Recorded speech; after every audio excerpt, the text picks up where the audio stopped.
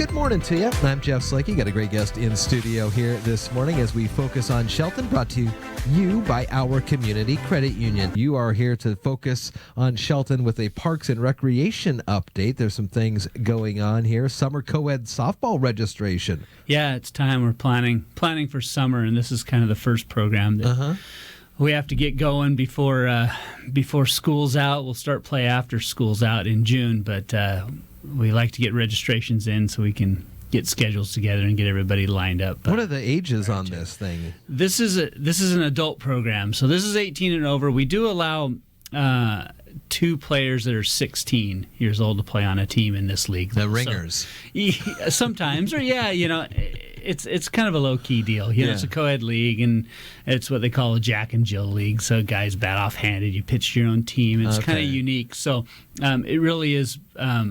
We really do have the ability to have families involved, and so if you've got some 16, 17-year-olds that have the ability to play, we'll accommodate that when we can, and limit that to just a couple per team. But the deadline's coming up in May, and we are in May, aren't we? Yeah. Deadline's coming up on May 19th, I should say.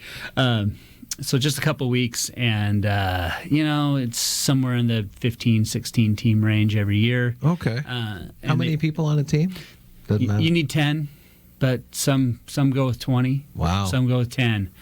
Depends. Is Jeff on vacation for 2 weeks this summer? We need some backfill for him. To fill in. Exactly. So most of the games are at Callanan. We play some up at MCRA. They're all on weeknights. So after work you can go out and hit the ball around, run around on the field, and have some fun, and then get some energy out, enjoy some of our parks and the outdoors, and get some fresh air and exercise. And there is there's a tournament championship at the end, so this is like a whole deal. Yeah. T-shirts for the champions, so you can wear those proudly around town, displaying your dominance in the Coed Softball League in Shelton. Yeah, I like it. Yeah, Civic Center always has some beautiful art put forth by the citizenry here in the rotating art gallery. It looks like there's a vacancy coming up on the commission. Yeah, we do have a vacancy on the commission. If somebody's interested in applying for that, it is open to residents outside the city limits as well. Okay.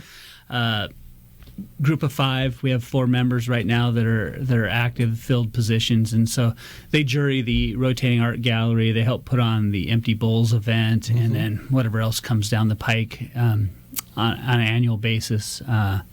So they just finished that process of jurying the art. We just installed 18 pieces in the gallery. Wow. Tuesday night. So there's 18 pieces between the wall downstairs and then the display cabinet up at the top of the stairs. So wide range of artists, 5 different artists, pastels and watercolors and acrylics, and some Reiku clay pieces and things like that. So it really adds to the facility. Yeah, it's nice. Brings a lot of diversity and color and interest into that space. So it's nice when the old art comes down. We have a blank wall for a couple days, and then we get the new art up, and really brightens up the space and adds some interest. It was 82 degrees yesterday, and I was going to go out. We were going to go do a picnic at a park, but we decided to barbecue. But still, the thought is, let's go to a park, let's have a barbecue, let's have fun. Somebody else may have that same idea that they want to maybe have a birthday party or a wedding. How do you square those deals? Do you have to call ahead to the city and reserve some of these park structures? You're right. They're getting popular, as we see the good weather. Last weekend, I went by Neyland Park, and it was busy. There's people playing basketball on the basketball court. There's a birthday party in the shelter. The little group tables are full, and then the playground's just jam-packed with kids. So, you kind of do have to plan when it gets nice around here, because people are waiting to get out of their houses, waiting forever. Raining. So we do have picnic shelters that are available for reservations. So Callanan Park, Loop Field, and Neyland Park all have picnic shelters, and we do reserve those out. Okay. There is a fee associated of $10 per hour. Fairly nominal fee. There is power in the shelters as well, so that's one of those creature comforts. If you're doing a picnic and you want to plug in a crock pot or the birthday party, or and play a little music or something like that. Yeah. But it does get you exclusive use of that shelter during that period of time.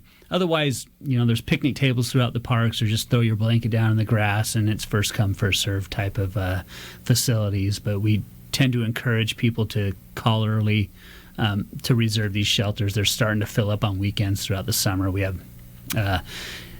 birthday parties, family reunions, class reunion picnics where they'll come in, on Friday evening, and then they have their class reunion on Saturday, or they come in on Sunday.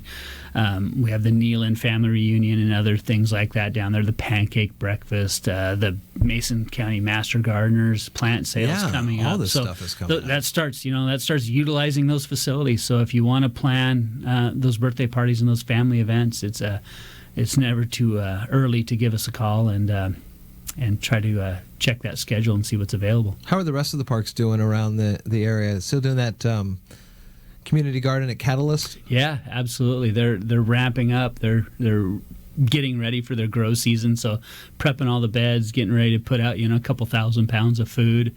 They're looking at expanding, maybe even putting in a greenhouse up there so they can produce more food. Wow. And we've got power into them up there, so that allows a little more flexibility with what they're doing up there. They can actually plug in a crock pot and have a meal up there when they're during their long work parties, or charge a tool or something like that as well. So working with them on a constant basis and trying to get our parks back into shape. It's tough with this winter weather and all this rain. We've had places down at Loop Field that we aren't able to mow. The mower will actually get stuck. Yeah. So we're working around some of those places and trying to make them as suitable and as usable as we can right now. And the parks crews do a great job. We're bringing on our seasonal workers right now. So now we have people working weekends and evenings so they can accommodate the people that are renting the picnic shelters and utilizing facilities, pick up the garbage, empty the garbage cans so they're not overflowing on big days, and, help with the power and water and things like that, prep ball fields, and all those things that start ramping up, this time of year. So it's nice to be able to have those guys come on and provide the services for the community. Is there anything that you can do to speed up the drying out process on some of the grounds? No. You can't put any of that stuff they put on baseball fields. We do use some diamond dry or field dry on the infields themselves, but out in the turf areas, no. Typically, a lot of our parks were donated properties that were underutilized or weren't the premium properties as well. Nealon Park was part swamp, back in the days. So there's a lot of groundwater there, and you just can't get rid of that. It's there until it quits raining and the groundwater goes down. So hopefully we're out of it. I don't know. I see a little more rain here and there, but man, one of these days. Well, a little bit's good because then it extends, the growing season and the watering. We don't have to water as early and turn on the irrigation systems to keep everything green. So a little bit of water every once in a while, a little bit of rain every once in a while is great to see. Jeez, give us some sunshine. Some balance would be nice, right? Yeah. Mark Ziegler, Community Development Director for the City of Shelton, here this morning on the Focus on Shelton, brought to you by our Community Credit Union. Again, a lot of this information all on the city's new website, and we'll point these interviews to the new social media platforms on Facebook and Twitter. Mark, good to see you. Likewise. And I'll check in next time. Yeah. Thanks, Jeff.